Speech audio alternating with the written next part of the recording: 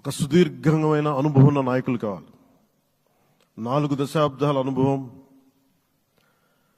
అభివృద్ధి మీద అపారమైన అవగాహన, పెట్టుబడులను తెచ్చే సమర్థత, ప్రతిభ, విదేశాల్లో ఉండే నాయకుల్ని మలేషియా దగ్గర నుంచి, సింగపూర్ దగ్గర నుంచి, యూరోప్ దగ్గర, అమెరికా నుంచి ఆ దేశాల అధ్యక్షుల్ని తెలుగు రాష్ట్రాల వైపు దృష్టి మళ్లించేంత శక్తి సమర్థత ఉన్న శ్రీ నారా చంద్రబాబు నాయుడు గారికి